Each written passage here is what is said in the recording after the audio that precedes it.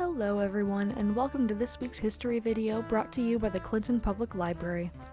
This week we will be ringing in the new year by seeing what the Daily Clintonian had to report 100 years ago in the first issue published in 1925. To set the scene, 1925 was in the sweet spot between the end of World War I and the start of the Great Depression.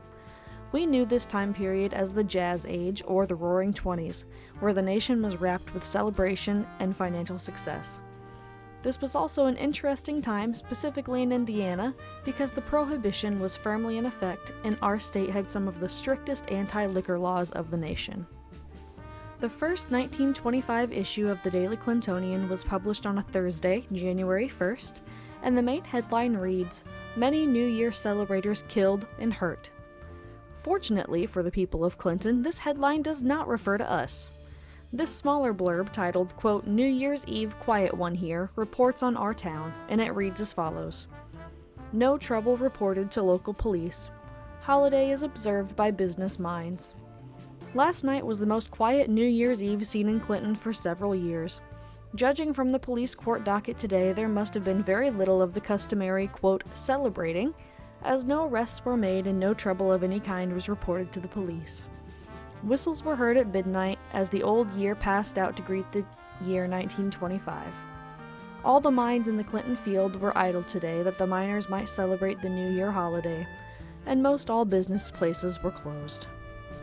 Given the context of the strict prohibition laws in place and the tone of the blurb when it referred to Clintonians' preferred methods of, quote, "celebrating," we can assume that if there were any skirmishes or drunken mishaps, most people would have been unwilling to call the police and risk incriminating themselves.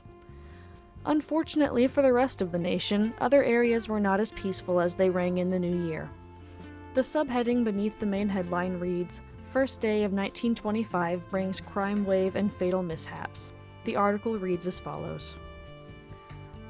Murder and brutal attacks that may prove fatal reported in Indianapolis Black Belt. Detroit, St. Louis, and others report fatalities. 3 persons were injured, 2 fatally, in New Year's celebration in Detroit. Imogene Campbell died a few minutes after being shot by Joseph Ryan, a soldier stationed at Selfridge Field in Mount Clemens. Ryan turned the revolver on himself and doctors feared his wound would be fatal. The shooting resulted from a quarrel at a New Year's party. Police here found the bullet-riddled body of Adolph Bonney, 21, in a house after a New Year's party. 14 are injured. 14 persons were injured earlier today when 2 trolley cars on the Wilkins Bar Railroad Company in Pennsylvania collided. The majority of the injured were New Year celebrators. Pedestrians killed. 2 pedestrians were killed at St. Louis Sit Welcome to 1925.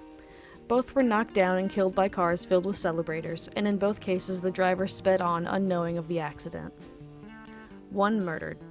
New Year's Eve and morning brought a wave of crime in the colored belt of the city. Police today report 1 murder and 2 brutal attacks that may result in death. Unfortunately, some things never change, but it is important to look back at the past and contextualize where we are in the present. We at the Clinton Public Library wish you a Happy New Year, and we hope your celebrations were lively and safe.